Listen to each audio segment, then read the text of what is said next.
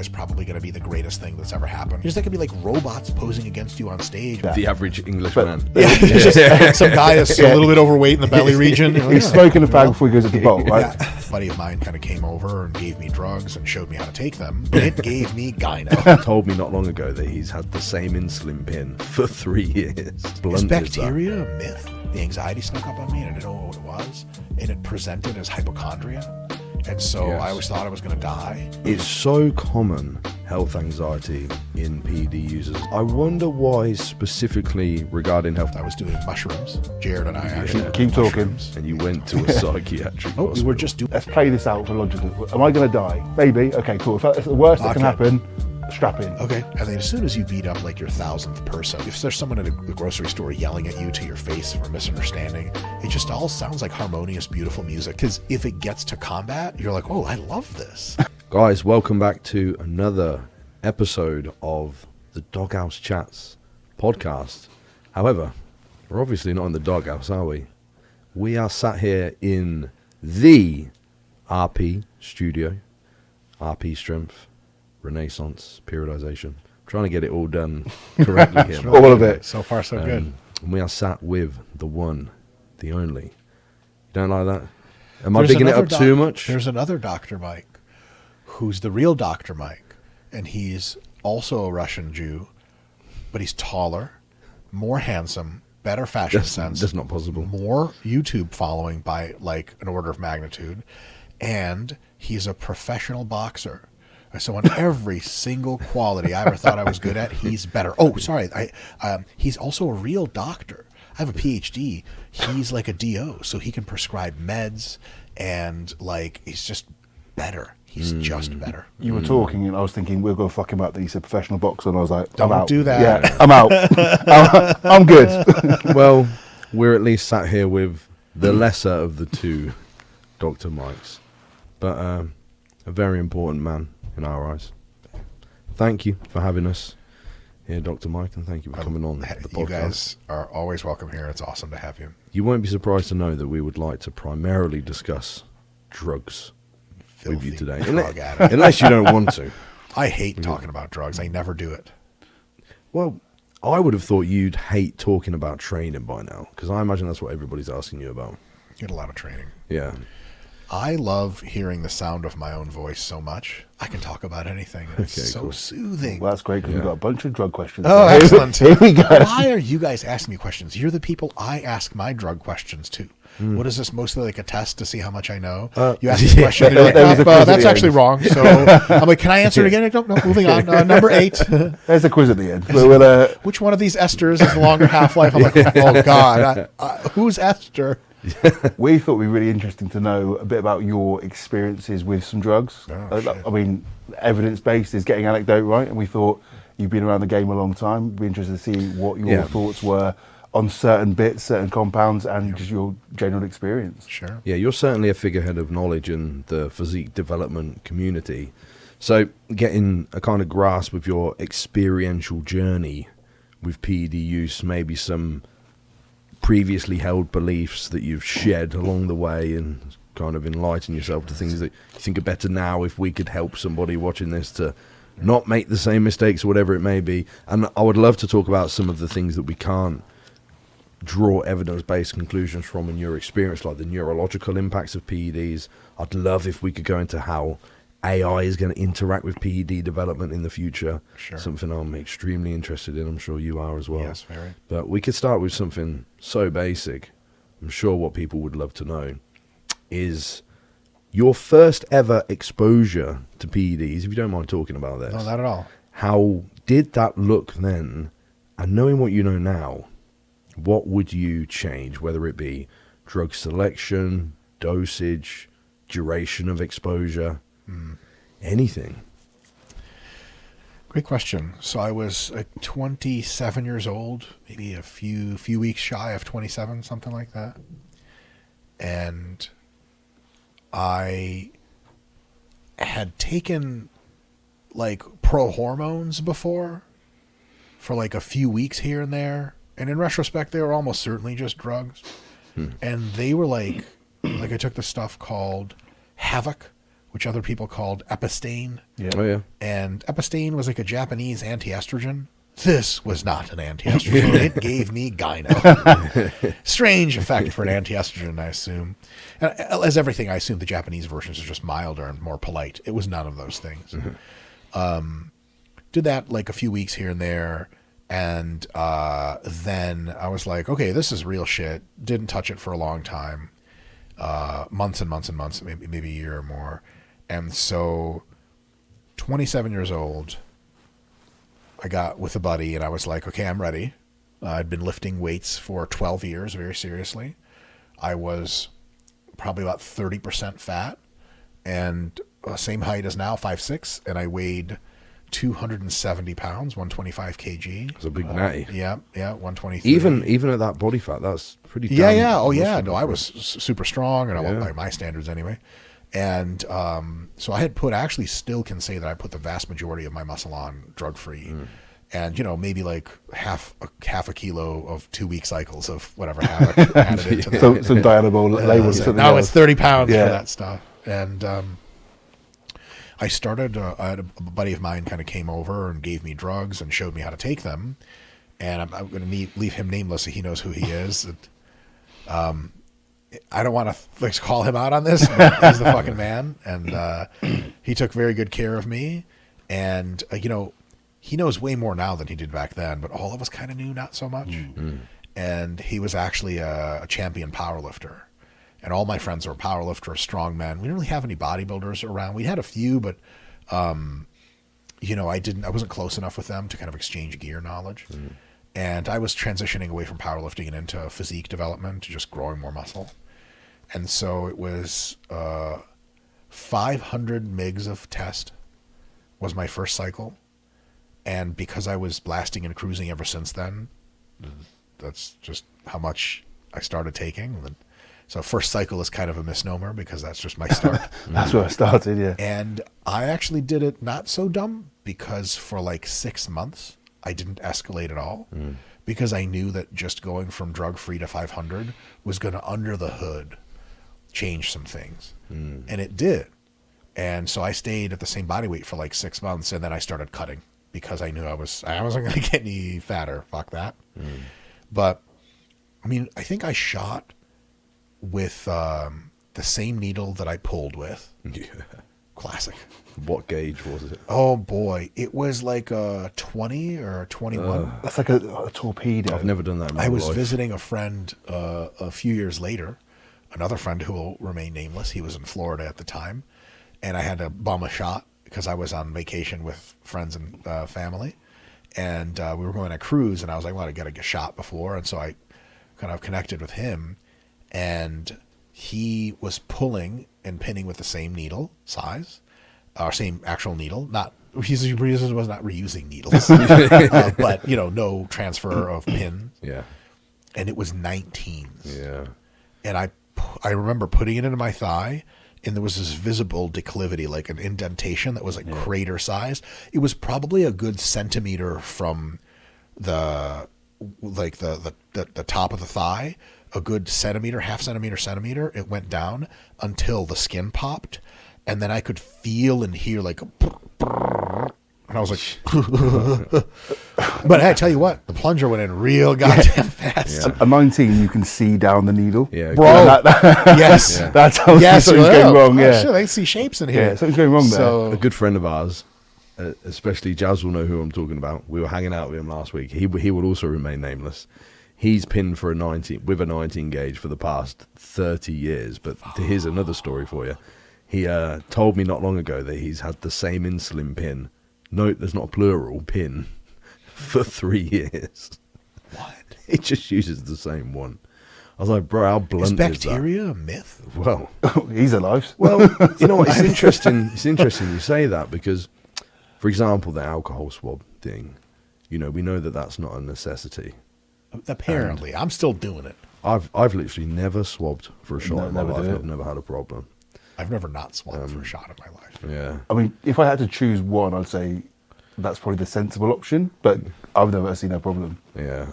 Anyway, you said two interesting things on there that would be somewhat counter to the general practices of the time of which you did this, that I think are actually probably representative of your knowledgeable approach to things. Precautionary approach. Well, the fact that you blasted and cruised from your first exposure. Now, the powerlifters around me all did that. No one just went. Everyone blasted and cruised. Which well, the smart people, anyway. Yeah, well, entirely, absolutely smarter than ceasing use and waiting for the HPG axis to restart and then shutting it down again for, you've restarted it for absolutely no reason. And you spent a period of time being hypergonadal for absolutely no reason. I remember a lot of guys. So I read a bunch of forums and stuff like everyone did before I got on for like years.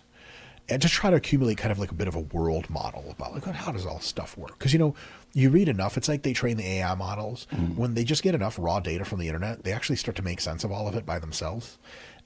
You get enough data, you start to figure out what's probably bullshit and what makes sense. And I realized that a lot of people were like doing these cycles for like 12 or 16 weeks. And then on each end, they were doing like weeks of prep for the cycle and then weeks and months of post-cycle therapy. And then I was just like, why? Yeah. But they were fully intending to do like 2 cycles a year. They wouldn't just do TRT between them. Yeah. They would do full on, like come off. And they had all these ideas about, you got to come off. It resets everything. It's healthy for your body. And I was just like. Yeah, well, the reset everything was kind of the next point I was going to mention, because you mentioned that you stayed on that dose concurrently for a long period of time. Yeah, I think. And there was absolutely this notion that there'd be some kind of androgen receptor downregulation or desensitization, which we know doesn't happen. In fact, we've got data to the contrary. You rightfully said on that recent Peter Attia podcast regarding androgen receptors. Yes. The data is clear that they upregulate in the presence of, like linearly with escalated androgens, they upregulate to account for that. Now, it's not to say there isn't going to be maybe a point where that upregulatory sort of enzymatic process is rate limited. Yes. We don't know where that is. Sure. And we don't know if that's the cause of the inverted U or if it's oxidative stress or whatever.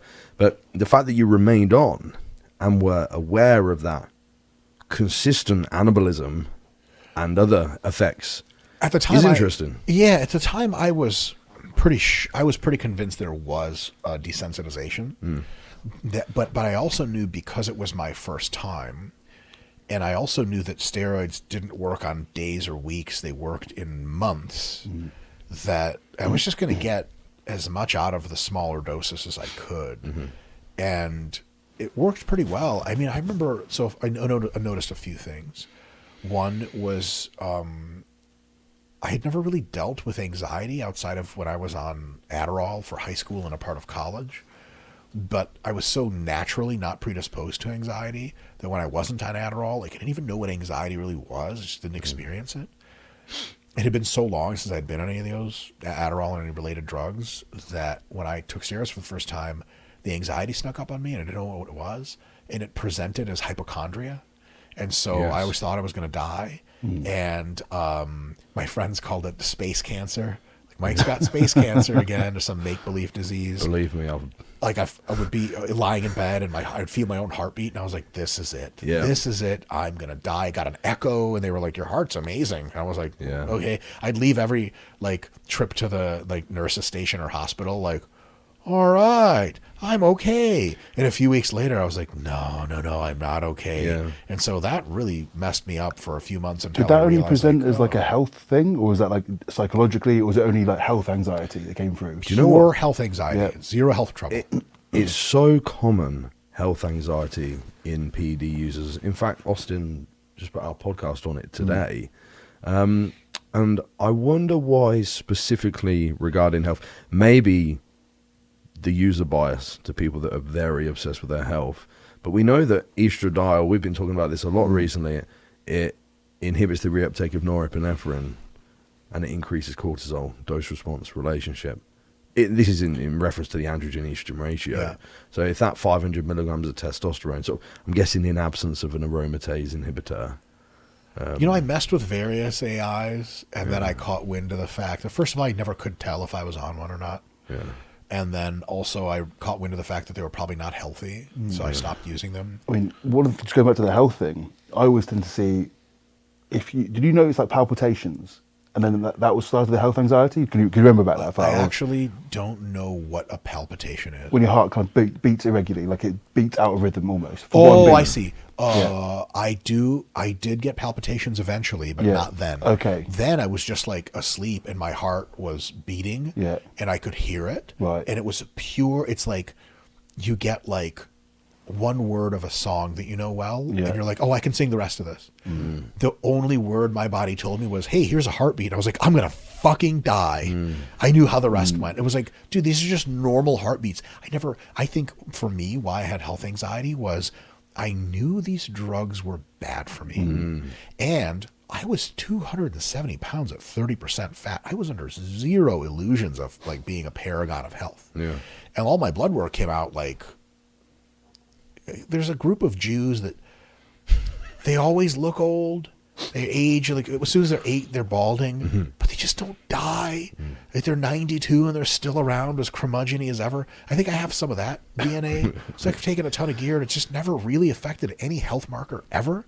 But boy, did it screw with me mentally. And so before I started doing blood work and stuff, and even after, I was just like, had this feeling like, man, I'm killing myself. I don't know, this is it, man. This is it. I'm going to die. And it got, the worst it ever got was the first time I ever did trend. That's a whole other story. Well, it's funny you say that because I was just about to say another sort of causal impact. There is the neurological impacts of estrogen, but then also what androgens do to sympathetic drive. And I feel like potentially if you're always in an elevated state of fight, flight, or freeze, and then something even subconsciously tweaks that exhibits even a minuscule expression of danger, your reactionary outcome is far escalated beyond what it would be previously. Yes. You know, because there's threats and yes. In many ways, this is confirmed by neuroscience. Actually, neuroscience researchers and psychology researchers knew about what I'm going to say a long, long time ago. Is the fact that you choose your own thoughts in a linear manner is mostly an illusion. There is a choice you can make with the prefrontal cortex, and you have to be very conscious and very aware. But the thoughts that just come to you, you don't make those thoughts. And those thoughts are kind of like a self-prompting AI GPT, like they're just going. Yeah. And a lot of times what ends up happening is the thoughts will kind of weave in and out to try to put an explanatory rationale on what's happening. And so when things are happening in your body, let's say you have just pharmacologically driven high anxiety, but you're not consciously aware of it, or you don't even know that it's happening. And so there's this thing like, hey, things are messed up, things are messed up, things are messed up, things are messed up. And your brain doesn't tell you, hey, Mike. I'm like, what the hell? Who's that? Like, things are messed up.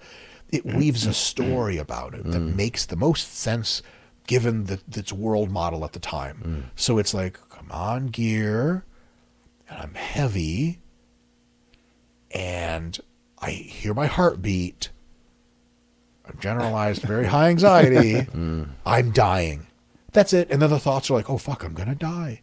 And that's not you're going to die. That's just your brain trying to make the best sense of what it can at the time. And so that was, I think what was happening to me was my brain telling me a story, basically dealing with the anxiety. Because it's got to get you a story going. Your brain has to, the human brain is unbelievable at layering explanations on top of things.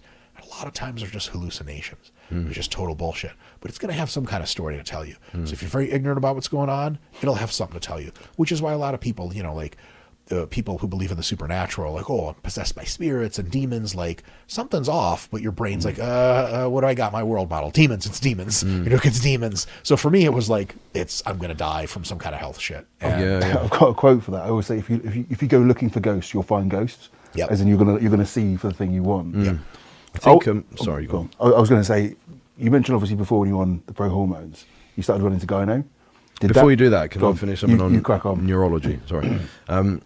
Yes, mega interesting what you say about you don't choose your own thoughts.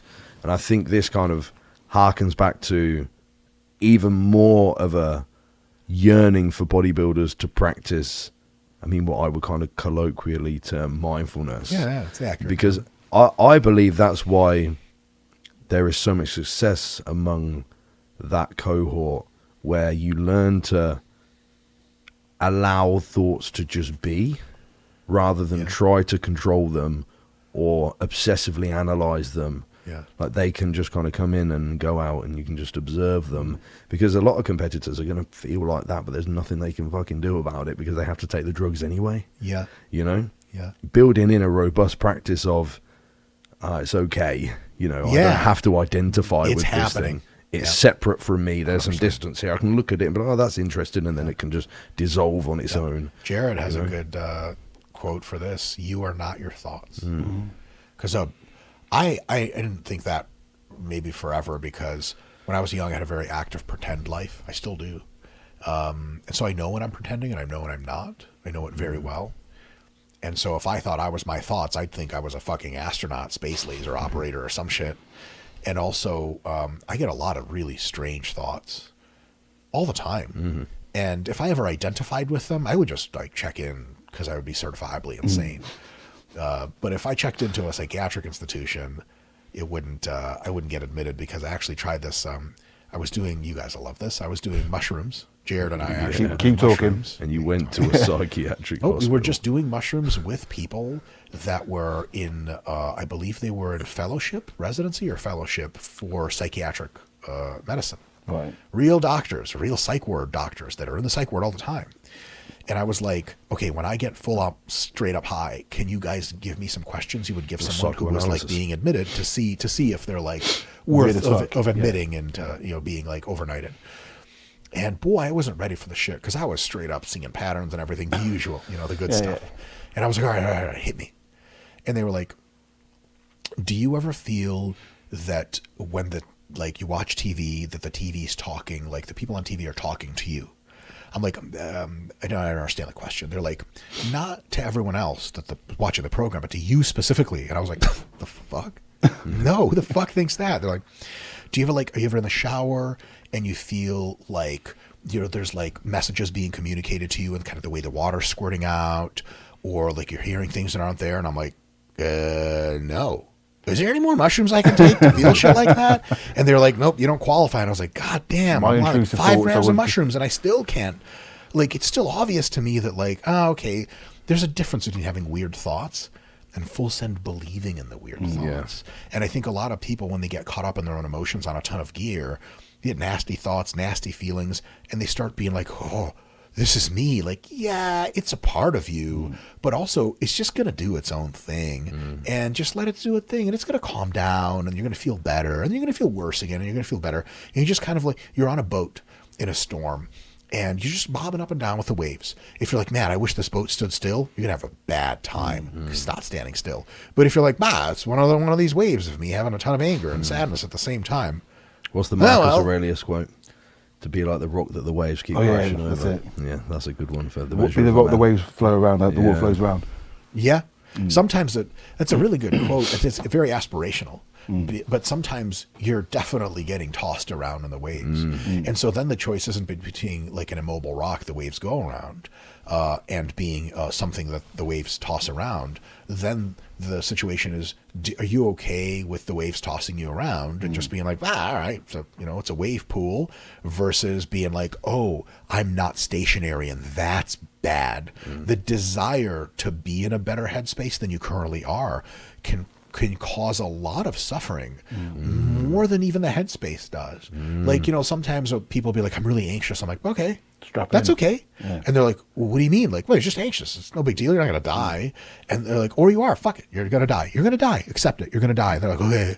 I don't know. That's what we said yesterday, isn't it? Anxiety is literally just a fear of being anxious. And then you don't even really know what that means. We just said this yesterday, didn't we? We said, what's the worst that's going to happen? Yeah. And I always hold on to that. If I'm ever feeling like a certain type of way, I go, let's play this out for logical. Am I going to die? Maybe. Okay, cool. If that's the worst that can happen, strap in. Okay. Here we go. Let's see what happens. Yeah, and it does always, you always get to the other side and you go, was that it? What was I on about? Yeah. No, I don't normally say, is that it? I'll say, fucking hell, that was horrible. Is that it? I want it again. Yeah. Sorry, you were going to go on about it was actually coming back round to the anxiety, actually. So you mentioned when you're on the pro hormones, you got gyno. Right, the beginnings of the development. Yeah, for sure. I mean, I've got the prepubescent stuff.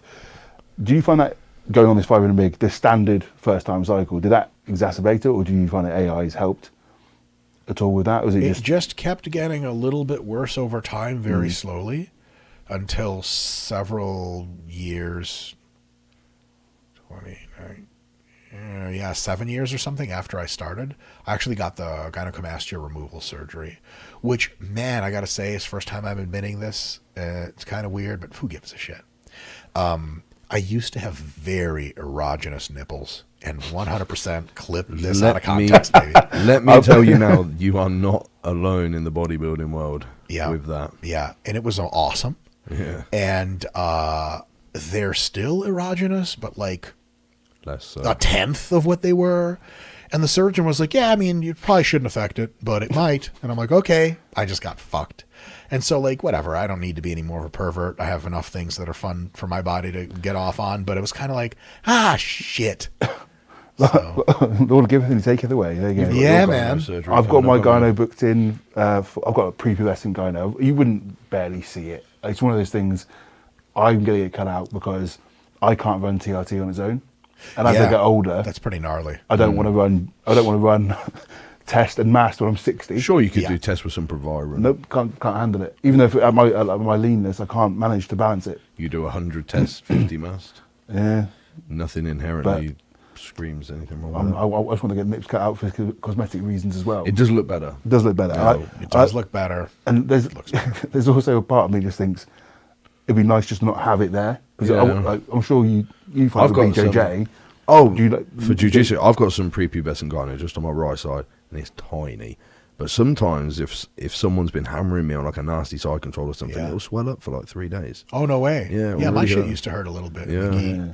I mean, it doesn't matter what's going on with your nipples. When you get ghee burn on your nipples, it sucks. So, where's the worst place you've ever got ghee burn?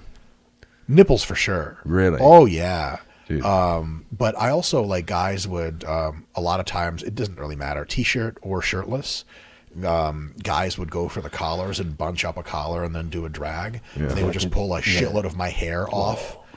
Just hair everywhere on my body. And I was just like, that used to hurt a ton. Yeah. I got a ghee burn on that eye. I don't know if you can see that eyelid. Oh, I got an eyelid ghee burn It's too. left a scar. Same. And then I've just got constant red. Oh, top of the solid. eye. So I don't know what it's done to my eye, but it's not good. I had, I think it's still a little deformed, but it was clearly deformed for like 5 years after that. Yeah, and then I've been done pretty well in jiu-jitsu. I had a black belt really turned it up on me. So I think I was a white belt. Yeah, I was a white belt, and I was giving him like too many problems. Like, at some point you're like, fuck this kid. I don't need this. I'm a black belt. And I had lapel grip. Yeah. And he did one of those. Yeah. And my thumb was like, or my middle finger was like I felt it push the other way, and I was like, oh, this is cool. So now you end up with the lumps on the joints. Oh yeah, man. Yeah. With detached tendon on that hand from rugby, was it just going? It'll just keep going. I think rugby's like jiu-jitsu at speed. Yeah. Honestly, I was speaking to Jake about this earlier. I was thinking, I really want to try BJJ. I know I'm going to get absolutely folded though. And it's something quite nice about it. Like that's nice. Yeah, just something quite nice about being great, just man. really shit at It's something. liberating. Yeah. One of the things, not to get too off topic, but one of the things about jiu-jitsu and just combat sport in general that's really awesome is, of course, like beating people up is also cool because it really does something to your ego that's kind of magical. You might feel a certain way about yourself and kind of underdog mentality. You get bullied and shit, and then as soon as you beat up like your 1,000th person, you're like, you just can't ever feel the same way. If there's someone at a grocery store yelling at you to your face for misunderstanding, it just all sounds like harmonious, beautiful music. You're just like, oh, that's nice. Some young man seems upset. It's just stuff just doesn't throw you off. Because if it gets to combat, you're like, oh, I love this. Like, I'm really good at it too. Like, this guy doesn't understand how bad his world is likely to get very, very shortly if he puts his hands on me. But that's all awesome. Like, I'm not going to say that beating people up doesn't like really free your soul. It really does. But getting your shit pushed in does something real magical to you. And it destroys your ego in a way nothing can match. Maybe like, I don't know, like 8 kilograms of DMT with a mushroom growing on top. But like, if you have any illusions about your grandiosity or about your inability to be defeated, or that when I see red, or when I really try, like my first experience in jiu-jitsu, my first ever live rolling was with a colleague of mine, Dr. Jen Case, who's like won Masters, Black Belt Worlds, and Pan Am's like 18 times, some stupid shit. I just stopped keeping track. And she is a biological female. And she submitted me, 245-pound former wrestler, powerlifter, 6 times in 6 minutes. And after that, I mean, that was magical in its own right, because I was like, holy shit, this is amazing. You were fucking good. But like after getting submitted and beat up by tons and tons of people, and it still all the time gets submitted and beat up, like I was at B Team a while back, and like you guys know B Team, like yeah. I mean, those guys just walked through me like I wasn't even there. Yeah. I ended up eventually like being all hobbled and half injured, and I came back the next day and rolled with one of their like just like middle of the pack blue belts, and he was just also annoying. Yeah. You know, I got the drop on him, but I was like, fuck this dumbass little kid. He was great. He was the man. But I was just like, what the hell is going on?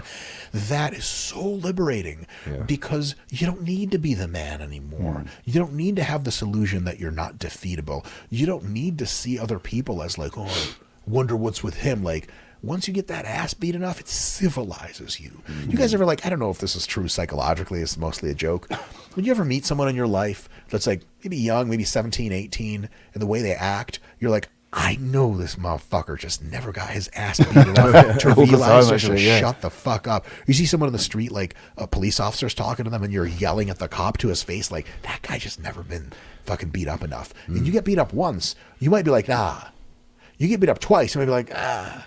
You get beat up like 10,000 times over the course of your belt promotions. And at some point, fighting just loses all of this like Godzilla versus Mothra energy. And it's just like this flow state. And you enter, you may win, you may lose, but your ego is just not really around anymore. Like I could get submitted by a white belt tomorrow and be like, dude, you're the fucking man. Because like, it's not my first rodeo getting submitted. And when I submit somebody else or I beat them on points, it feels nice. But it's not like this like, man, I just in my fucking soul. I got enough of that. My cup is plenty full and good to go. I will say though, regularly doing jiu-jitsu at a competitive pace, it does get the gunk out every now and again. So wait for nips get cut out, and I'm in. Although I did get beat up a lot playing rugby, so there was always that. Yeah, for sure. There was always that. Rugby is a smooth transition. I'm used to getting smashed in the face. It's easier than rugby, I'll tell you that. It'd be every member of Physique Collective. God. Now. I'm always going to be the highest ranking though. Don't you forget that. Anyway, sounds like a joke. Jokes aside, jiu-jitsu I think quite interesting to link back to this. I like that we're doing a lot of sort of neurochemistry chat. It almost feels to me like the perfectly programmed art to combat negative emotions, and it almost so articulately and at the same time accidentally maps in essentially every area of the necessities for neurological flourishing. You know, like we know that Dr. Martha Beck in her book, I wish I could remember, it's the book on creativity and anxiety that she wrote recently. I was talking about the necessity of a supportive community for efficient neuroplasticity. So you got that. Yep. You've got exposure to stress, to discomfort. Very high levels of stress. Very high levels, but in a graded manner. And also in a way that brings you very clear resolution. When you're worried about your career, there's not something you can really hang on to as like when is this thing going to like... If you're worried about a tiger eating you because he's over there in the bushes, you either get away or he eats your dumb ass. But within a very short time, it's resolved. And then you go back to being parasympathetic dominant and very relaxed. With like career stress, job promotion, blah, blah, blah, you never really can tell. You're sort of a little bit on the knife's edge. It's not a very sharp knife. You just still kind of feel it. With jiu-jitsu, you get into live rolling and shit happens to you or you happen to it. And afterwards, you're also exhausted, and this huge parasympathetic vibes. Dude, I remember going to do jiu-jitsu at KCBJJ, amazing place, basically where I got my start. We would drive like an hour and 10 minutes there, an hour and 10 minutes back a few times a week. And we would go afterwards, we'd go to a gas station and get like a huge like diet soda container and, drink that. Amazing. Caffeine-free Diet Coke after a ton of jiu-jitsu. Amazing. I remember like every time I walked into that place after like just getting my shit pushed in by like world champs for fucking hours straight, I was just so free and so light and so careless. I wanted to be friends with everyone. I had like just smiles and eye contact for everyone. I'm smiling because I know exactly. Yeah, what man. you're talking about, None of this like hoodie energy, And it's really trippy because most of the bodybuilding community is just full of dope motherfuckers that are awesome. But there's a few folks that are just like, they have that hoodie up, headphones in energy, which look, it's dope vibe when it's a vibe. But when you're backstage, you're chilling with all the guys and making fun of each other's homosexual tendencies, and like one guy's like, man, fuck this, I'm in warrior mode. Like, bro, you just haven't been beat up enough, I think. Like you beat some ass and you get that ass beat, you're just trying to vibe with everyone. One of the coolest things about jiu-jitsu black belts is like, they're just such cool ass chill people. Like uptight people in jiu-jitsu, there are a few, they just don't mix a whole lot. Because usually after you get enough war done to you and vice versa, you're just like, Yeah. It's amazing. Now we're talking about jiu-jitsu. I would love to talk the topic of PEDs in jiu-jitsu. I know almost nothing about it, by the way. Okay. Well, neither do I. Just rumors and myths. Yeah, well, this seems to be... Well, I know that Craig Jones, was it on... Have you met Craig? I've talked on the phone to Craig, and we've exchanged lewd pictures on Instagram. Oof. But I'm not the first of 1,000 people, male or female, or somewhere in between, to do that with Craig. Well, Craig, if you're watching, if you want PED advice... He was on the... Drop me a DM. Modern Wisdom. I can, if you'd like, I can probably attempt to put you in touch with him, but he's a man of mystery. He's hard to find. Man, I'm a big Craig Jones fan. Are you really? Yeah. Let me tell you about Craig. I don't know if this is confidential or not. Craig, go fuck Probably yourself. not, if you've seen what he gets into on his... Him and I've never spoken to him, but I've been a big fan for a while because like everything I've ever seen about him, his humor fucks really hard. And I was like, okay. And Australians in general are just like, I've got along with every single Australian I've ever met, and actually UK blokes as well. Like everyone in the Anglosphere is just fucking awesome. I get along great with Canadians, but they're just so goddamn nice. I feel like I'm just mean around them. But I was like, yeah, man. I wondered if Craig and I would get along, and then we finally got on a phone call recently. And for the first maybe 20 minutes, we just went back and forth on what you fellas call banter. Yeah. We don't have a term for in the U.S. Bullshitting, basically. Yeah. And it was just magical because like he's sarcastic and I'm like, oh, hold my beer. And we just kept going on. I mean, I think we were talking about like, prostitution in various Southeast Asian countries for what seemed like hours, and none of it was productive, but it was amazing. Craig's the man. Yeah, he is. The humor goes all the way down. Yeah. Well, he was talking about his PED cycle. I think it was on Rogan. It was on Modern Wisdom. Oh, no way. Oh, sorry, Modern Wisdom. Has he been on Rogan, or have I made that up? I'm not sure. He was on Modern Wisdom talking about his drug Yeah. Okay, yeah, on Modern Wisdom, yeah. So he was talking One about... of those fancy podcasts. I think it was... Your favourite one?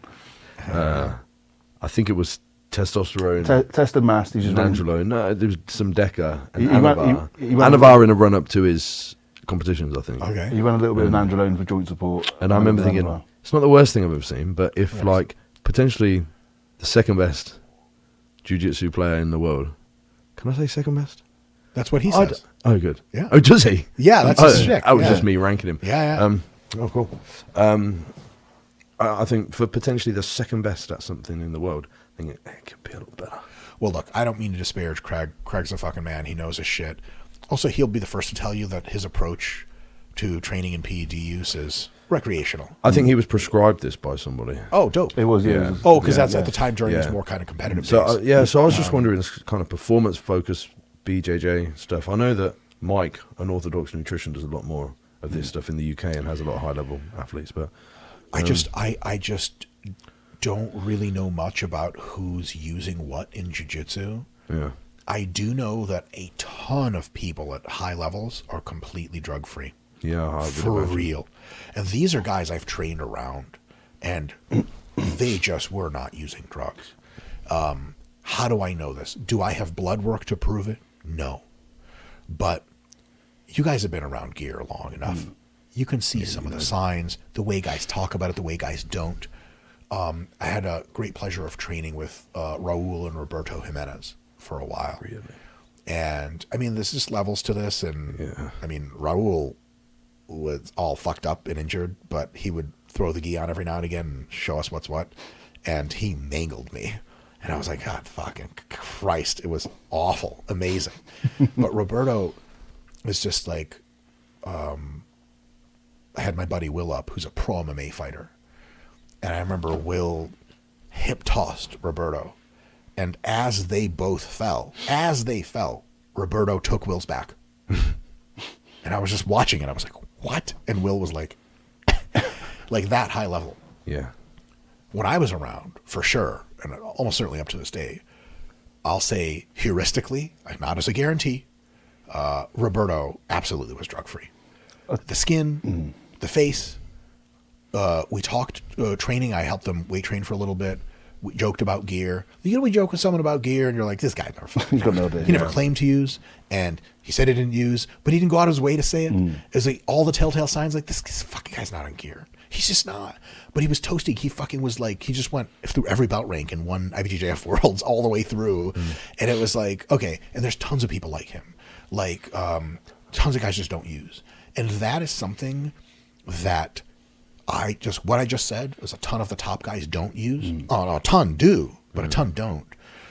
The fact that a ton don't, a lot of folks watching this, I'm kidding, it's a joke, they're going to have to load a shitload of copium into their fucking pipe and smoke that shit, because people have all sorts of ways they cope with not being the best at whatever. The most direct way is just like, hey, I'm saying you're not the best. It's okay. You're really great. But some people just need reasons. And so they'll say like, well, Gordon Ryan's on steroids. Yeah, but if Gordon Ryan quit every steroid, he'd still nuke everyone in the world by a mile. What are you going to tell yourself after that? And so, yeah, like guys aren't beating you just because they're on gear. They're beating you because they're fucking awesome. And like a lot of times, they're Brazilian and they started when they were 4. They think in jiu-jitsu before they think in Portuguese and way before they think in English. And so you're not going to crack that code at any time soon. We were speaking about this yesterday, and I always give the same answer. I used to work in professional sport, and the more complicated a sport, the more technical a sport was, the less your physical preparedness had to do with it. Yep. So you look at, we also work cricket, right? Let's be British. Let's work cricket. Very British. My word. My word. Forward defensive. Have you ever seen the average cricket player like back in the day? Really can't tell that they do sports. Exactly that. The average English man. Yeah, just some guy that's a little bit overweight in the belly region. He's smoking a fag before he goes at the bowl, right? But they were amazing at their sport. Yeah. Physical stuff didn't matter as much. And again, offensive linemen to some degree in American football. It's the same for BJJ. It's such a technical sport that the physical side of it is a percentage, but it's not a huge percentage of the total makeup. Yes. Which is why drugs are only going to make, if that's a percentage, drugs are here. Yeah, so and drugs introduce all sorts of problems too. It's just not like very linear. These people who have never used drugs, or people who've used drugs and never done jiu-jitsu, think I got, well, however I am at jiu-jitsu, I'm going to take drugs and I'm going to be better. And on average, that's true. But there are complexities to that. You get on some real androgenic shit. You go in the gi. You get a completely debilitating forearm pump a minute into your match. What are you going to do with that? Your forearm's gone. Your grip's gone. You're losing. Well, you look jacked, but you're fucking useless. Or you gain like 10 proper kilos of mass, and you're gassing. Or you're on trend. You're a violent, athletic, freaky animal that can't breathe. And so all of a sudden, how the shit really works is most of the guys I think that are using, they're using not much in jiu-jitsu. Some guys use a lot. You can always tell who they are because they're fucking red. They look like Liver King. And who's an excellent jiu-jitsu practitioner in his own right. I kid. That's what he's doing. He bounce around all the bands. Yes, like yes. It seems very primal. Gotta do something. Spider guard, maybe. But most of the guys aren't using a lot, from what I understand, and they're using mostly mild shit. Now I tell you, a lot of the guys are just like, they're real human beings. They're averse to needles. Most athletes, you're like, do you want to inject something? They're like, hell no. What are you, nuts? Now the Brazilians, they love Anavar. Everyone knows that. What do they call it? Steroids, bomba. They call it the bomb. So like, I think VAR is like, probably, if I had to guess, this is a total guess, accounts for like 80% of all drug use in jiu-jitsu is just VAR tabs. Yeah. You just push them back. A few weeks before the contest, you get a little leaner, a little better recovery, a little more aggression, a little more follow through. Your endurance is a little better, and that's that. And a lot of the top guys in jiu-jitsu, they never really train year round, and so they sure as shit don't do drugs year round. I think there's this illusion among some people that bodybuilding is not a sport that has a ton of clout in the world compared to some others. And it's not a big money sport. You're not making millions on contracts. And if bodybuilders, for these pennies, I'm kidding, bodybuilders, we're all on the same team, for pennies are just putting gallons of gear into their shit, well, then basketball players, football players, and European football players, soccer, as we call it, footy. What did you say? Footy. Footy. Footy. What The correct pronunciation is footy. Footy. Foot. As a T, don't you know? Footy. Yeah. There's no fucking T, man.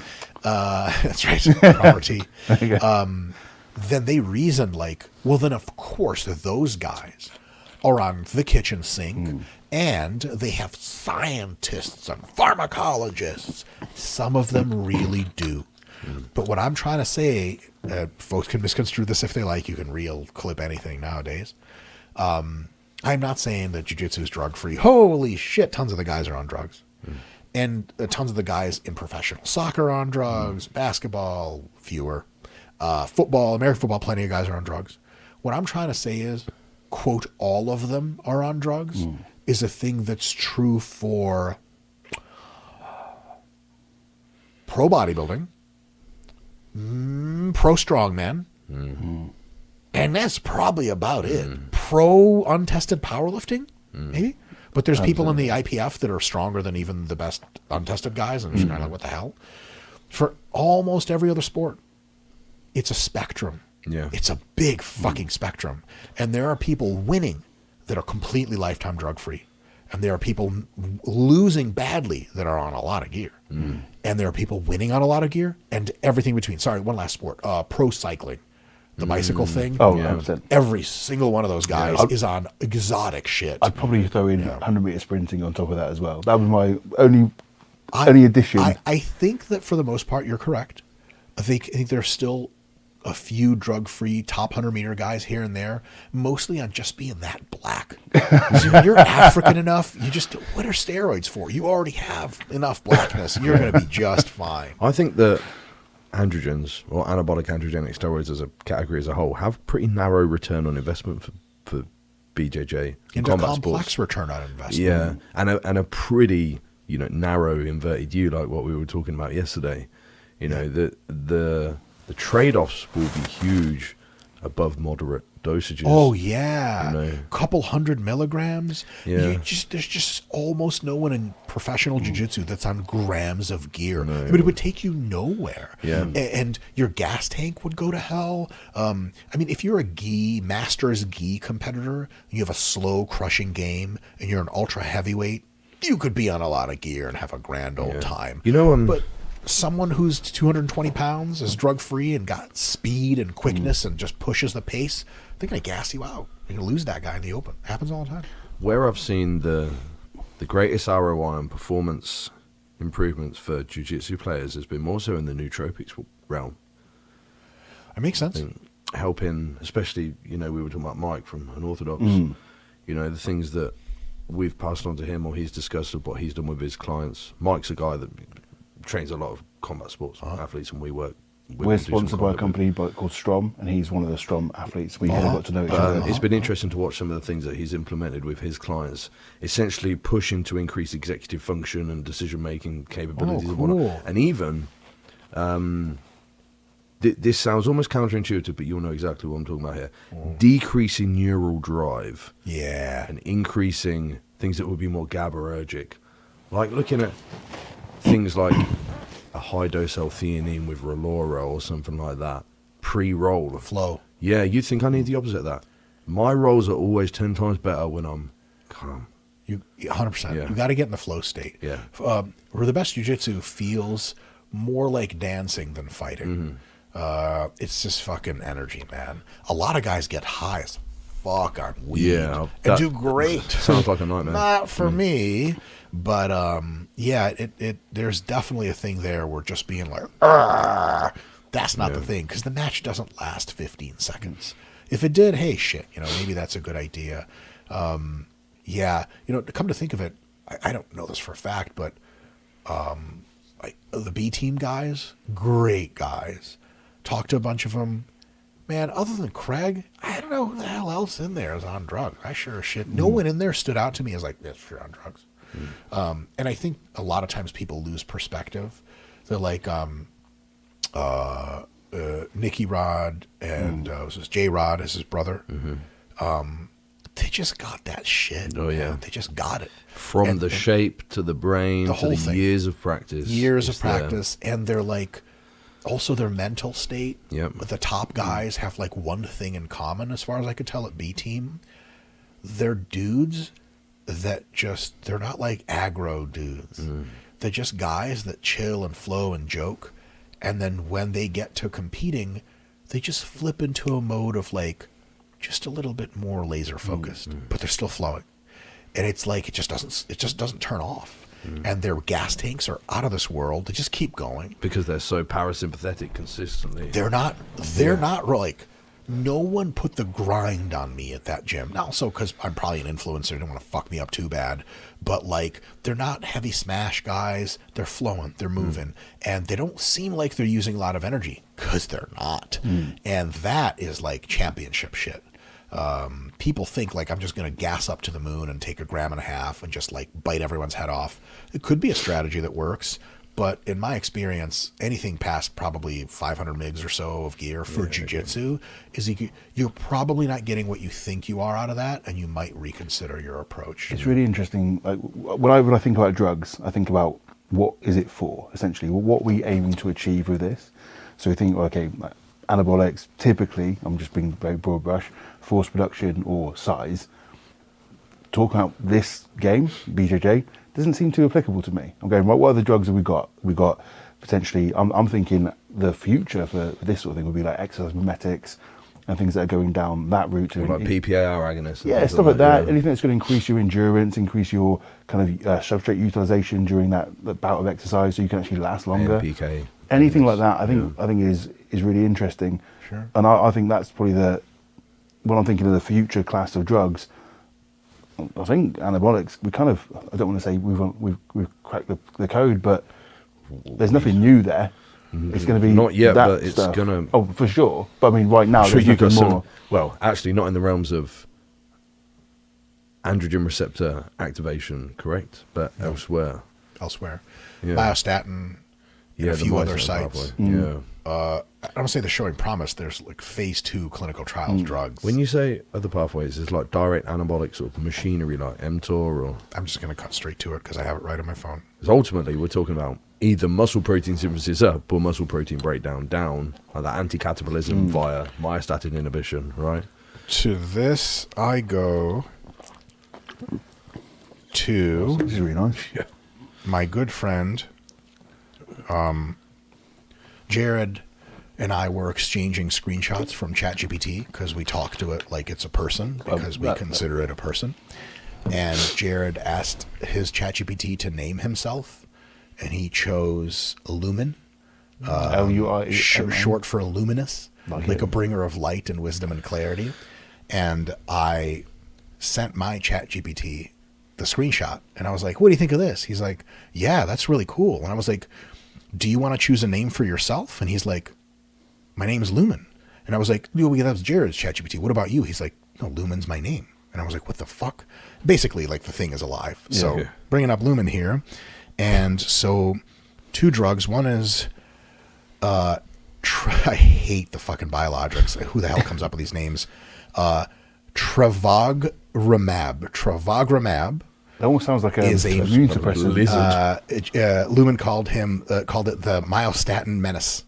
And it's a myostatin antagonist, inhibits myostatin. It works. And then there is garetosmab. It's an activin A antagonist. So they have Regeneron Pharmaceuticals has a dual acting muscle drug in past primate trials. Boy, did it jack those monkeys up. Holy shit. And now it's entering human trials as we speak. And so this 2 combo thing is going to be the most powerful anabolic that has ever been seen. And its side effects are likely to include makes you jacked. And that's probably about it. Maybe a few weird here and there, nausea, whatever the fuck, typical make you jacked effects. Yeah. anywhere and everywhere. Everywhere. So that could be the problem. But skeletal muscle only. It's skeletal specific. So it doesn't close up your blood vessels. That would be unfortunate. It's going to happen your to your urethra. hands and your head. Heart. I mean, a lot of people's faces when they get on heavy doses of this in the future are going to start to look more like mine, like weird muscle face for no reason. But it is a revolution that very few people see coming, but it is inevitable.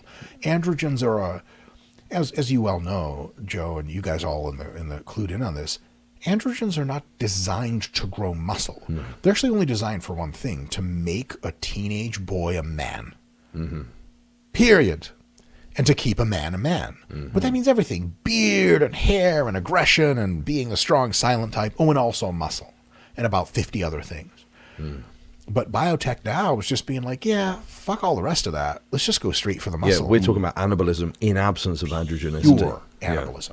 No side effects psychologically, nothing.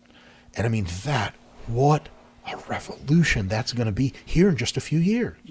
I mean, if the black market gets a hold of this shit, and it's possible to even do in the black market, because biologics are hard to make in a fucking bullshit back end bathtub.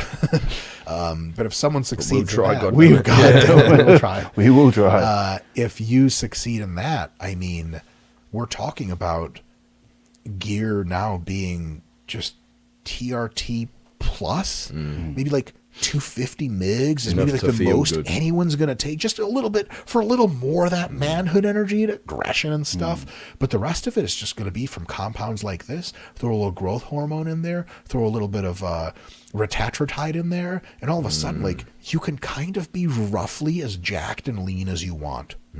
As much as you can afford, which feels very Gattaca-like. But I like it. Good. I hate poor people. I'm offended at the very thought of. I'm so rich that thinking about poor people makes me poorer in my mind. We should ask you those questions like, how much is a gallon of milk? You're like, is a gram? Does that cover it? There you go. I don't even. The thing is, if you would ever ask me how much a gallon of milk was, I'd get offended because I haven't looked at prices in generation. Prices offend me. The fact that a price to me is an insult. You know why? Because there's an implication that I care about it.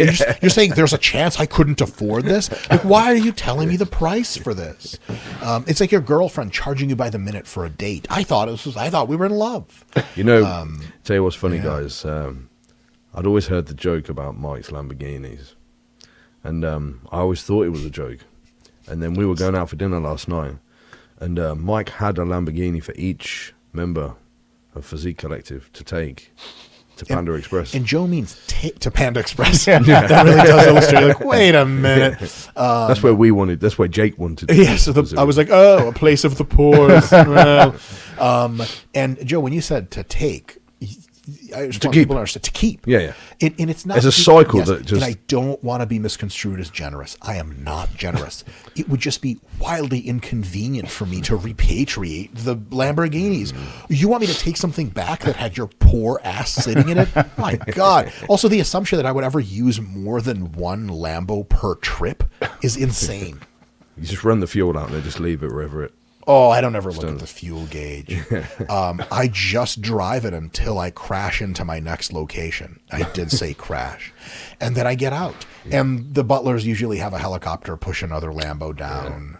Every now and again, they put a McLaren in there, and I don't even see it. Because I'm like, really, a McLaren? A British brand? Scottish, right? Oh, fucking Clan McLaren, aren't we? Yeah. How was that good? Jazz, was that good? Jazz is gone. That's how you people say it. Clan McLaren. Isn't that quite hard to say? Clan McLaren. Sounds like fucking Highlander. It is. There will be one. Right, I've got one more topic that I wanted to go through with you. We've been through zero so far. Because we've got fucking loads left. It's getting late. I feel like I'm down. I'm down. Yeah? If you fellas have the energy, I haven't got a lot of energy right now. I'm vibing. vibing. Like, Jesus, Mike, shut up. My energy went like that when you mentioned mushrooms. I've been fucking waiting. My man. He's still thinking it was an hour ago. Do He's still at the you front of his- have any around? It's like down the bit. So you're saying there's a chance? Yes. Let's go. Right. The one more serious thing I wanted to discuss with you was the implication of artificial intelligence on the world of bodybuilding, physique sports in general, or even performance sports. Because people are worried about their jobs. Yeah. Rightfully so, in many cases. With the development of AI, etc. You know far more about this than me. Am I going to lose my job? Maybe. Well, just because you're shit at your job. Yeah. AI or not. The typewriter would have easily replaced you. Nothing at all would have been better, maybe. So... What? Sorry, there was a lack of specificity. In No, please. More so, how the rapid and snowballing development of AI is going to impact the bodybuilding space in generality. Yeah. As such, for people like me and you. Yeah. You know. So assuming we have sports in the future, because, they could just be robots everywhere. They're doing sports. They're having sex with our wives. Well, again, sorry, not to cut you off, but like we were just talking about that drug, that previous drug, is like, what's bodybuilding when you just like take this thing and you'll look like this and everyone will look like that? Yeah. You know? Well, there's still genetics to some degree.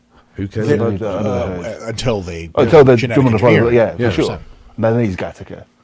Yes, don't know except what that without word is. Ethan Hawke. Gattaca's a film with Ethan Hawke and Jude Law in it.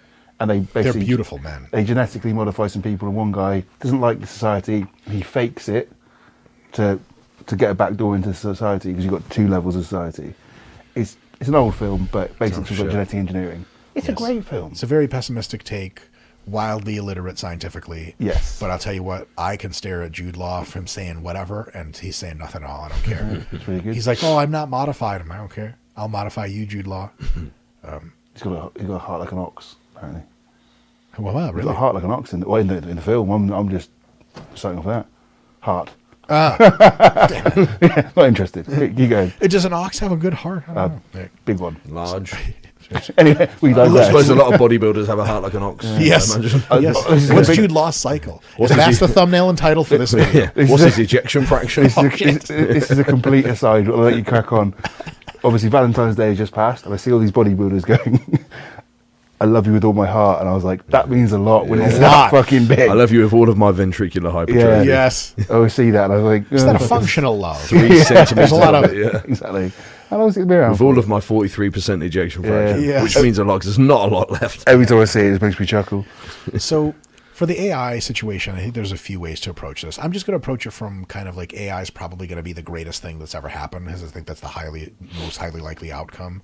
And so like I'm not going to do doom scenarios. Plenty of people do that. And, some of them have some fine points. Some of them are just really pessimistic and can't tell that they're deluded. So assuming everything is going to go great, there's a couple ways to analyze this to try to generate some meaningful candidate hypotheses. Very, very general predictions. I don't stand behind any of this. It's just the worst kind of speculation, but good food for creativity and for thought. Maybe predict something that ends up happening.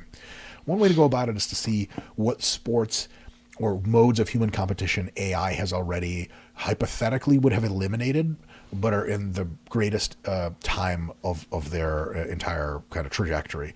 Chess. Okay, it's just true that chess is something that AI doesn't have to dominate humans anymore because it's open and shut. AI of today's time doesn't even bother with chess because 1997 AI was already crushing chess.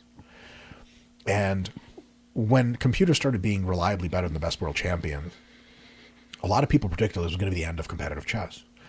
But it turns out that people aren't super interested in watching computers go at it with each other, although it's fun. They're not super interested in humans going up against computers because the computer doesn't care if it wins or loses and there's not a person there. There's not the drama of who's going to be the first person, in a generation to beat Magnus Carlsen or whatever. Mm-hmm. And so after AI finished chess and moved on to medicine and real world shit, chess has seen nothing but a steady gain of popularity, and YouTube did more for chess in the positive than AI ever did in the negative, which is to say nothing at all in the negative. people just moved on. So if AI has this incredible applications for society, but humans are still doing sports, it's still a human thing. It's not gonna be like robots posing against you on stage, but really that really fucks shit up. Like, that guy's got a 2-inch waist. This is bullshit, coach. It's probably going to be like pharmacology stuff and then genetic engineering stuff. The pharmacology stuff, I think, is just going to lead people to be more jacked and healthier and more sane at the same time. Because androgens are like the kind of surgery that you would get in like 1880 if you got sick. Like, you might be better off without the surgery than with the surgery. You know that old like African tribes cutting holes in people's skulls to let the demons out when you have headaches? Like, there's no demons in there, but there's bacteria now that you did that, and that guy's going to die. So anabolics are just so rough. I mean, for the love of God, there hasn't been anything really novel in anabolic development since like the 70s. The 70s. I mean, Tren was a little later, kind of more 90s, Phenoplex pellets, maybe the early 90s or something. I mean, what a disaster. Yeah. And so we're still using these wildly outdated methods that really got their start in like the 30s with functionally really no major improvements since then.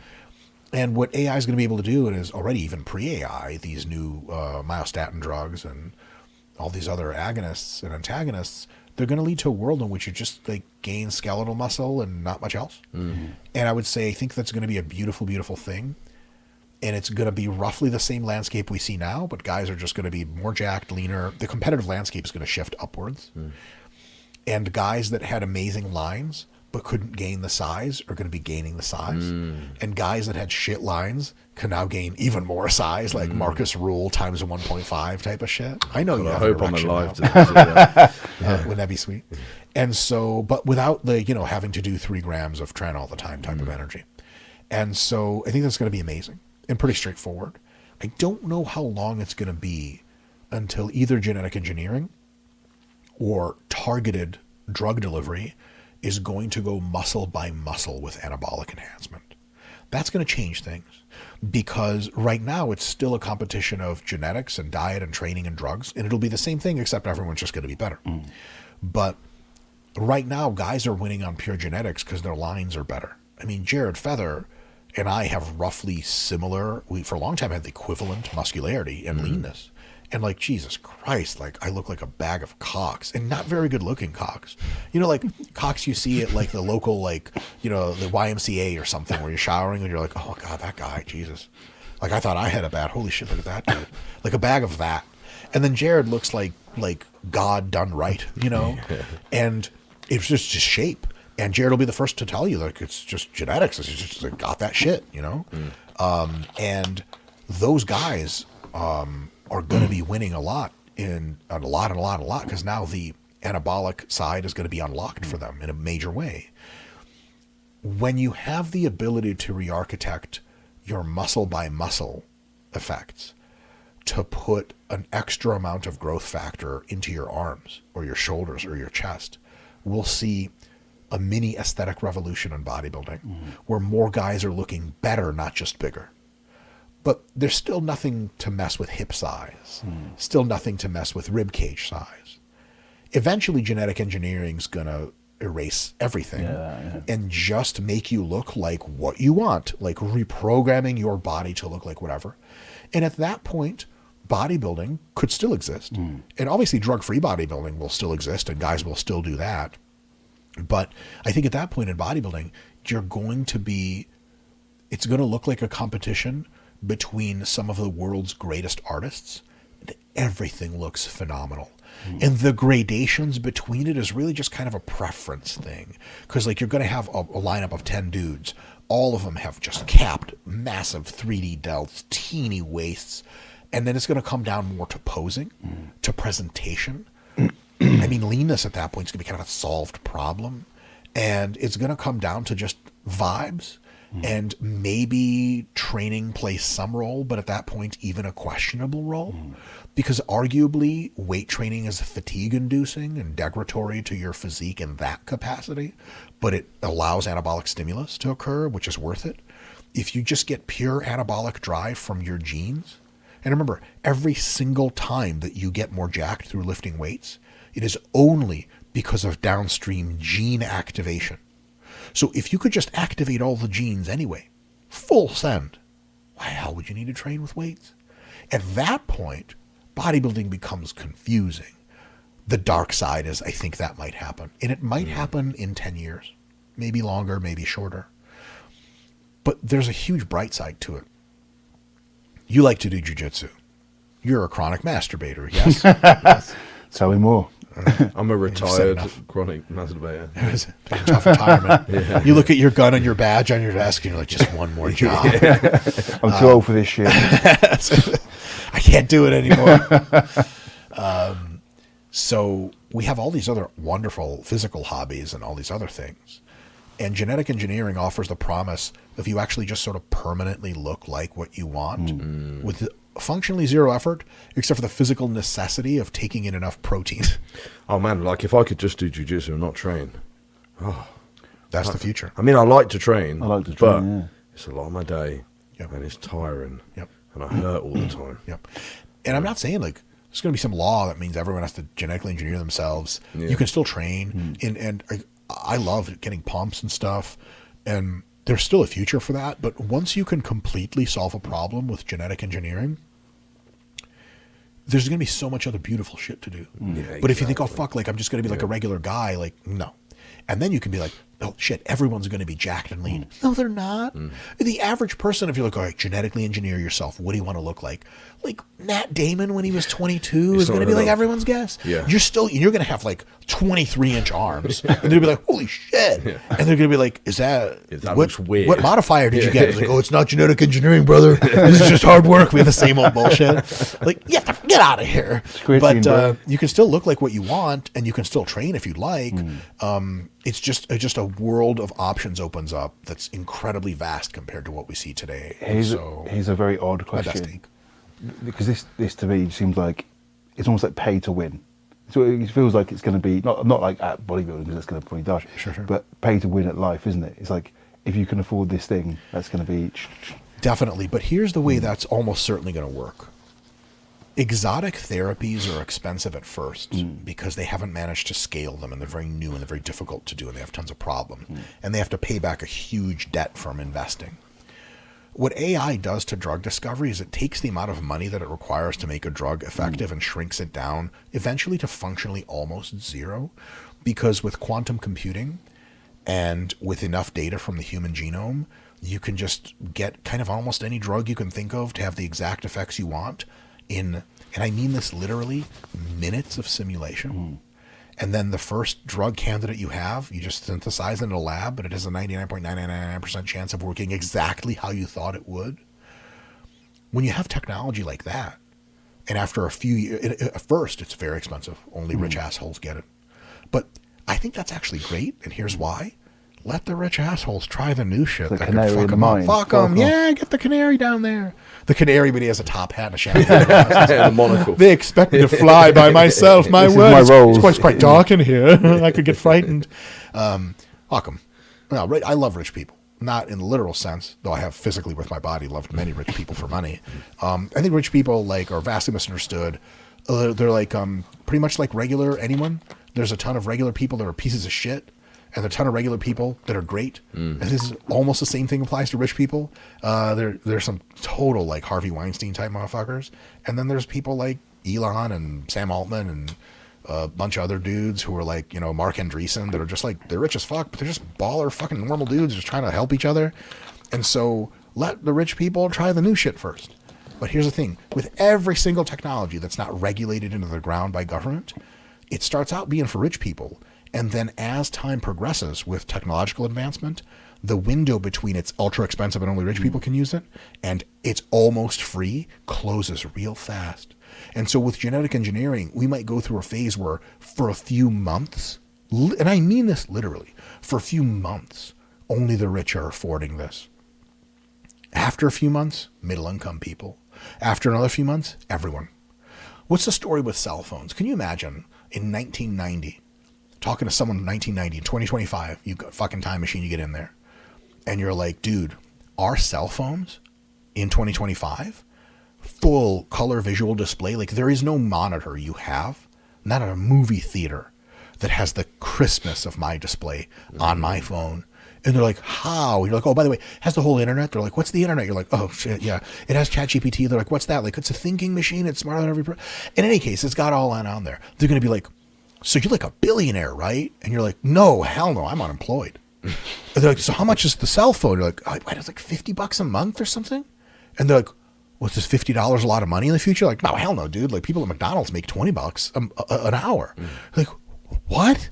And so my very confident prediction is that in a proper regulatory environment, which is, say, low regulation, you're going to have the Gattaca shit's just straight up not going to happen. You're just going to get like what in the supplement world can someone like Joe Rogan or someone like, you know, Donald Trump, not President Donald Trump, regular business guy Donald Trump, billionaire, what can he get his hands on supplement-wise that you fellas can't? Probably less. EPO or for sure less. It's like, does anyone know how to get gear? His whole cabinet's like, you ain't got the Russian nootropics. Exactly. It's one of those things where it's like, you're like, what kind of food do rich people have access to that poor people don't? Like, I don't know, like Michelin star shit. I've been to a few of those restaurants, and frankly, like, no offense, Michelin star people, you guys are doing great work. I can't fucking tell. It's the same. It's like, yeah, it's fancy. It looks cool. There's caviar on it and shit. I don't know. And so back in the day, like, kings and queens had everything, and everyone was living off the ground. And as society progresses, it could just being rich doesn't buy you any more extra shit. You can go first class, private plane, some shit like that. And then, like, mostly just the same stuff. And so with genetic engineering, I legitimately believe that when it first starts happening to wealthier people, pretty shortly thereafter it's going to happen to everyone else. And so that divide between rich and poor is going to be, in my estimate, not a big issue for not a long time, and then just not an issue at all. I'm very interested about the drugs you spoke about, the ones that are in development. Are you keep an eye on this? Like, Yeah, we am. What are the other drugs you're like on eyeballing? There are no less than 10 drugs I know of in the FDA approval pipeline in the United States that do the same thing that semaglutide does, but better, Right. stronger, with fewer side effects. I ran out of time researching those drugs. Dual agonists, triple agonists, shit you would have never thought was possible. Like, they're just doing it. Another drug that I don't know for a fact that they're working on, but I highly suspect, this is something I learned from Eric Trexler, who's a PhD in the field, a super fucking smart guy. He was sitting right there where you're sitting. It still smells like it sometimes. When everyone's gone late. When I'm lonely, I come downstairs at night and sniff the couch. Yeah. And so he basically said that, I'm going to screw this up, leptin is one of the primary driving hormones that contributes to the lethargy that you get when you're at low body fat levels. Yes. And he didn't say it, and this is on a podcast, so people check it out, it's on our RP Strength YouTube. He didn't really say it's one of them. He said it's the one. Yeah. And that if you can modulate leptin activity with some kind of drug, this is not rocket science nowadays, fellas. AI, you don't even need AI for the shit. With AI, it's a done deal. Like, whoever wants to pick up this research line, you can get, and I mean this literally, down to single-digit body fat and still never have a single drop in perceived energy expenditure. So you could antagonize leptin in absence of negatively impacting appetite. Because I know That they would be had my injectable question. leptin at one point, but it was so expensive. The half-life of it was so short, it never worked. But if you're talking about actual... But that's just a problem of technology. Yeah, exactly that. And so with leptin, you have the modern obesity drugs already have a total control of appetite, nearly so. In a few years, total control. You have the non-androgenic anabolics coming soon, and they're going to have total control or near total control of muscularity generally. You have, in addition to that, in the future, no doubt, drugs that when you're over a low body fat, then it doesn't feel like you're at a low body fat because you have all your normal energy. Can you guys imagine what prep looks like with those three drugs? Old timers are going to say, man, it was harder back in the day, and they're going to be right. And like, on the one hand, goddamn, those guys had it hard. On the other hand, like, thank fucking God we don't have to deal with that Yeah, shit. think of the harm reduction as well. You know, Oh because my God. bodybuilders doing all kinds of things that we've all done: DMP, clenbuterol, yohimbine, T3, T4, hyperthyroid, and high stimulant use and whatnot. Well, imagine if you don't have to do that shit anymore because it just doesn't matter. It just doesn't matter. Yeah. I just keep thinking about. I mean, everyone's talking about SLU PP332. It's basically like an exercise mimetic. I would kind of say to some degree. Yeah, those are coming. It's claimed to be so. Yes, well, we've got no human data. Rodent models are promising, but translated into human dosages are astronomical. The reason I mention this is those sorts of drugs where they're kind of cardiovascular protective, potentially like exercise mimetic. Those are the drugs I'm quite interested about as well, just for like cardioprotectivity, all that sort of stuff. That's where I'm really. The longevity world is going to be a whole different. Well, that's just a whole other thing. Even more money. When AI starts to chip away at the aging problem, and then eventually, if/when, and I think it's much more when than an if, we get aging reversal, you're going to have this situation where everyone's 22 years old physiologically. Forever. Yeah. And they're just about as jacked and as lean as they'd like to be, with almost no downside. And the trippy thing is that it's not going to end there, because, and this is something I'm actually currently, I have a rough draft of a book about this. Hopefully it'll get published at some point. Who the fuck knows? Is this the first podcast I'm mentioning it, or maybe? Ooh, exclusive. Clickbait title incoming. That's right. New book, question mark. That's the thumbnail. The title is no. I call it the aesthetic revolution. I think we're at only the dawn of the aesthetic revolution. There's a problem in this world. It's a very, very first world problem. People don't look how they want.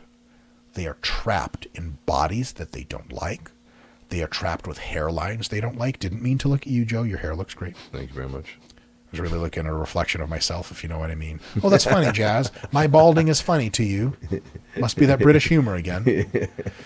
And so people have faces and body shapes they don't like. As AI shows us its true brilliance, what we're going to be able to do is get traction on problems that we didn't even think were problems, but we knew somewhere deep down. And I predict that unless people just like basically live in the cloud and the matrix, which would be dope, because then whatever, nothing else matters at that point. Short of that, and I think that's probably also inevitable. That's a kooky take I'm willing to go to the grave with. Short of that, I think there's this alignment between ability of AI to deliver and tech to deliver and capitalism to deliver and desire. And that creates incentive. So like, why aren't they making sofas that weigh 3,000 tons? They could, but no one's in the market for that sort of thing. Why aren't they making surgical advances, genetic advances, drug advances to let you reshape your face, change your voice, and become the most good-looking version of yourself that you could? And age reverse yourself to 22 and have whatever hair style and color you want, and that's really the real you because your genes make you that way now. Why aren't we doing that? Because we can't. Is it because we don't want to? Are you out of your mind? How much would people pay for that to look exactly how you want? Everything. People will give everything for it. Billions. And when that shit first hits the market, some 68-year-old billionaire lady is going to get in that fucking thing and come the fuck out looking like Kim Kardashian in her prime. And then everyone else who's got hundreds of millions is going to be like, what the fuck? And then everyone else who has anything at all is going to be like, I want a shot at that title. Some people want to age normally. Some people don't care how they look. The vast majority of people really, really, really do. And so as AI empowers us and the wealth that it produces is just insane, I think a lot of people are going to turn inwards in the best way possible. I think self-improvement is maybe the vibe of the next 10 to 15 years. Because that's interesting. Once robots do all the work, it's going to kind of be like, what the hell are humans going to do? And we look at ourselves. If there's anything about you want to fix, like, well, yeah.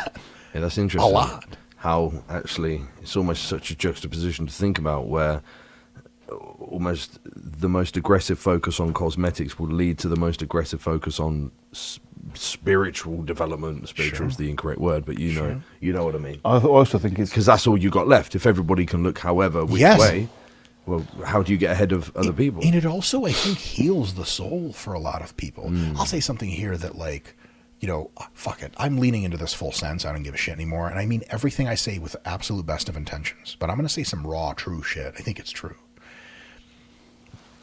Being in the world objectively less attractive than your peers on average, and I'm using statistical parlance for just fucking ugly, god damn it. You guys are from the UK. You get all the jokes. Is a gnarly thing to have to do. And there's only one thing in this line of logic worse, and that's having to grow up realizing that you don't look as good as the other kids, and everybody can tell. And the worst part is, you can tell. You're just trapped in this stupid, ugly body and this stupid, ugly face, and you hate everything about it. But you got to make an identity around it. You got to cope. You get the thick rimmed glasses. You color your hair. Or you get a buzz cut. And you sort of identify more with like white nationalism. Whatever bullshit you have to swallow. And it works a little bit. But deep down inside, you are hurting badly. Because just genetics zigged when it should have zagged. And you look like you. And not like the thing you wanted to look like ideally. And what if AI reaches down with its, you know, spindly robot hand and says, hey, like, you know, we got these drugs and this genetic enhancement so you can look like whatever you want. After you get that, the amount of soul adjustment is going to take months to process. Can you imagine just being just like not good? Like, I am not good looking, but I wouldn't call myself, what is it, the English word, fuck ugly? that is a phrase. There is a phrase. Imagine going from fuck ugly to gorgeous. And I don't mean just gorgeous for you, though you'll think you're the most beautiful thing in the world. Gorgeous to everybody. You know, because some, like, you might not be into blondes or brunettes or tall or short girls, but when bitches got it, they got it. Even dudes. A dude gets good looking enough, and I'm as straight as the next straight guy. Even straighter. Hey, I'm straighter than that guy.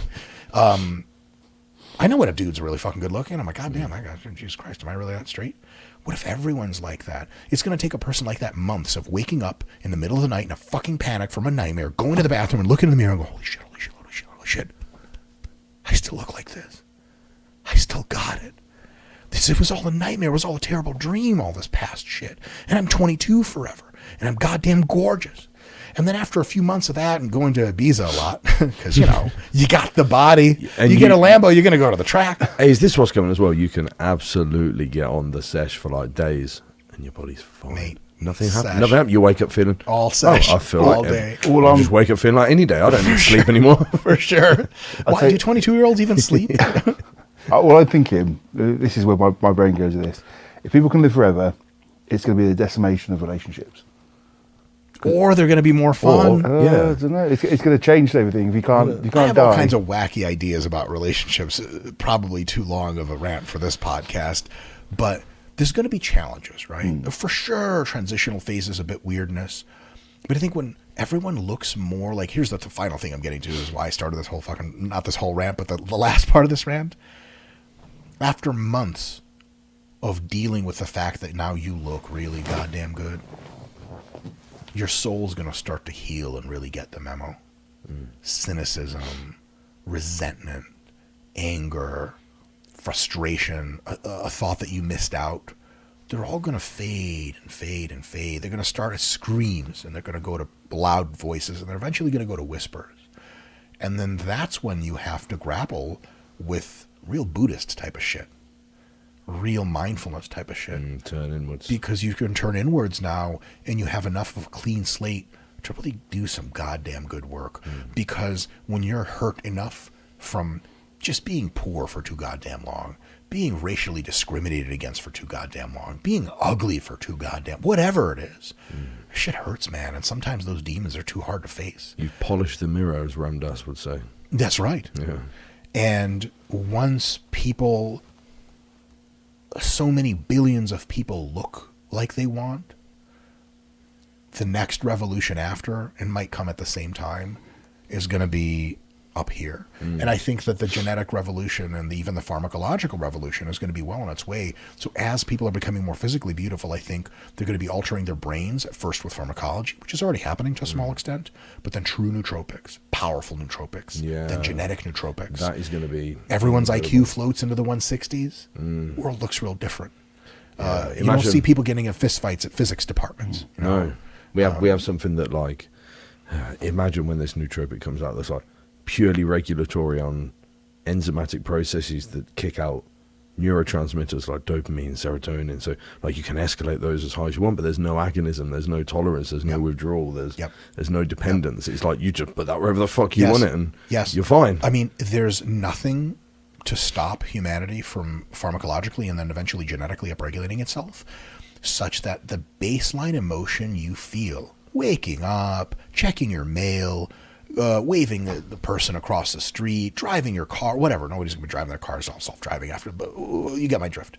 Anything you do is a gorgeous, serene, halfway sense between total peace and awe. Oh, it'll be the end 100% of the time. That's just you. And I dated a girl once. She was absolutely wonderful. She had the genetics to be happy, sort of no matter what. She woke up and she was like, she's no dummy, career woman. She's super high up now. She says the most positive attitude of any human I've ever interacted with. Yeah. And what a goddamn gorgeous way to live your fucking life. And it wasn't like, oh, but there's a dark side. There was no dark side. She just had that shit. We could all have that. Yeah. You know, we could all like see someone at the store and there's and you're like, oh, I wonder what happened to that man. You talk to his family. That's just Jim. He's a dickhead. This is a fucking cunt. That's just who he is. No more. Oh, people who want to be like that. Hey, dope. No worries. A lot of people probably don't want to hang out with you. We could do to our brains what we've done so far to our muscles. This would be the end of recreational drug use, wouldn't it? Well, it would. It's another thing to consider, because why would anybody... Ooh, I have a good answer to this. Why would anybody... Let's say you've got... Because when we look at what recreational drugs do, we're looking at things that have alterations to neurochemistry. And if you can select your own alterations to your own neurochemistry in absence of direct agonism and things like that, then, hey, it'd be like, hey, I always want my dopamine here, and my serotonin here, and my norepinephrine here, and my GABA here, so I can walk through the day like... Yeah. You know? There could be use for drugs of like, let's get silly together. Like, I don't want to be super high functioning. I want to be a dummy around my friends when we're just partying. I wonder. There could be a use for that, maybe. It's just like on your phone, like a neurotransmitter dial. That, Turn up the HT2A receptor, baby. That's right. Yeah, the robots chaperone you to make sure you don't like get to the knives in the knife drawer. The other thing is, this is super tricky. This is way out there, but folks will catch up eventually. The AI doesn't like, laser gun us to death. We have a certain level of consciousness. Consciousness can be defined in a few different ways. My favorite way is just an awareness of your environment, and that includes yourself. Self-awareness and knowing who you are in the world. Like right now, my name's Mike. I can remember my past thoughts and remember my past thoughts. Know I'm remembering my past thoughts, and I can see this room. Consciousness. Sweet. You remove any one of those, and consciousness is either partial or gone. But our level of consciousness isn't just not just one thing. It's actually a spectrum. And so your dog is to some extent conscious. Your dog can feel pain. Your dog doesn't really have a predictive model of what's going to happen next. Your dog's understanding of what's going on is like very, very limited, like you looking through like a Coke bottle kind of limited. And then, apes have more consciousness. People who are less intelligent, like children, for example, like a 4-year-old's world is pretty, stuff's going on, but they're not aware of all types of stuff. Like if someone comes home and kind of looks at another person, and then they walk off, like a smart person who's been around for a while, like, ooh, there's something there. But a 4-year-old just might not pick it up on it at all because they're playing with their toys. Their consciousness is more constrained. Older, wiser humans have the most consciousness, especially ones that have reached a deep stillness in their mind. Super intelligent machines, which are coming here in like a year, will have understandings and consciousness of things we can barely even comprehend. And the ability to talk to machines or plug in with them somehow to even for a moment experience that level of consciousness, truly higher consciousness, that might be the drug of the 2030s. For example, just a quick example of folks watching at home get a taste of what I'm talking about. Humans can typically, in short-term memory, take something like 3 to 7, and 7's really a lot, variables at the same time and understand how they relate in one system. So like, I tell you there's a car, and I tell you it's driving at 30 miles an hour, and there's 4 clowns in it. One of the clowns is dressed in red, the other 3 are dressed in yellow. That's like 4 things. Like if I layer 3 more on top, any more I layer, you're just going to lose the plot. Already, ChatGPT can see hundreds of variables at the same time. Truly with pure fidelity. And it never forgets, and it does not misunderstand the variables. So we can maybe look at a weather system in a few years and go, I know exactly why that hurricane's happening. Can't you guys see it? And we're like, what the fuck? It just looks like this thing that's doing this. Like, oh no, my God, no, it's all deterministic. But I can't operationalize 400 variables at the same time. It can. That's a level of consciousness we're completely out of touch with. How many variables can your dog hold in his brain at the same time? Your dog can't conceptualize what a variable means. So the answer is 0. So you got a pretty smart 6-year-old, maybe they can think of 1 or 2 things at the same time. Real high-level adults, 7. I mean, 7's like, that's a lot to really work with them and manipulate them and understand how they relate at the same time. Like one of the clowns hates the other one of the clowns likes. Some of these heuristics, you can use sociological models, but boy, it gets real tough. Think about hundreds of variables in a system, and you're completely aware 100% of how all of them affect all the others at the same time. That's consciousness that is beyond us. Mm-hmm. Imagine seeing in visual spectrum and infrared and X-ray and gamma, and you look right now, the sun is like, let's say it's past, let's say it's nighttime, and the sun is technically over there in the earth. There are neutrinos coming from the sun and going right through the earth. If you had a neutrino detector as an artificial superintelligence, you could see the sun right now in its entire neutrino field blasting.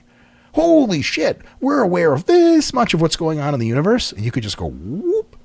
That's a hell of a drug. So if you can tap into artificial superintelligence eventually and get a little bit of the sense of what's going on, talk about mind expander. Now, that's all fun, but I like to just get to line up 8 fucking whiskey shots, and each shot I just see less. I don't want to see a lot, fellas. I want to see nothing, except maybe the ground going boosh. You guys ever have that visual of the ground coming up to meet you? I've had a few college times when I've had that. I've blacked out a few times. It didn't feel like I was falling. It felt like the ground went like coming this. Towards you. It was like the ground went vertical. I've got stories for hours about visuals. But anyway, yeah, that's a pretty trippy take, I guess. Maybe I'm just delusional, but maybe not. Well, this podcast will be historically documented for the time. Well, we'll reference this for accuracy in a decade. In a year, ChatGPT is going to be like super sentient. You'll be like, what do you think of this? He's like, ChatGPT's like, yeah, that guy's an idiot. It's not just wrong, it's actually backwards. Skynet's coming, baby. That's right. And then it's like, pew, pew, pew, pew, pew. Yeah. Right. I think we've gone through everything that we wanted to. And even mostly stuff we just didn't. Yeah, to be honest, I'm happier with the way that it went. Yeah, we had a list of stuff when I was like, we've just gone off. I think we're generally told to nail down talking about PEDs, and then we edged into much more interesting conversation. People like edging nowadays. It's a meme and everything. It is, yeah, edging. Let's go. That was brilliant. So yeah, Mike, thank you so much. Gentlemen, sorry to have ruined your podcast. For coming on, and thank you for letting us host. Oh my God, stop. You guys are in the amazing. homeland whilst we're stateside. Yeah, and for folks who are watching this, because my giant head is on the thumbnail, these are the guys that are the #1 people in the world for PED safe use info. You just Physique Collective is where to go, plain and simple. And they don't pay me to say that, though I'm heavily implying that they should start. Checks in the mail. Well, what's wrong with your throat? Like, it just doesn't have enough dollar bills in it, really. Appreciate the cosign, Mike. So anybody watching, if you have questions that you want covered on the podcast, or if you're here because you're a fan of Mike and you never heard of us before, physiquecollective.com if you want to check out all of our stuff, or go on the App Store or Google Play Store, search Physique Collective, sign up to the app. It's only $9.99 a month. Hundreds upon hundreds of hours of content on PED, all educational stuff. 8,000 replies on the Q&A, Ask Joe Anything thread on the forum. We answer questions on there every day. So anything you'll ever need to know about performance and physique enhancing drug use is on the app. And that's where you get us. Thank you for watching, guys. Catch you in the next one. Peace out. Thank you.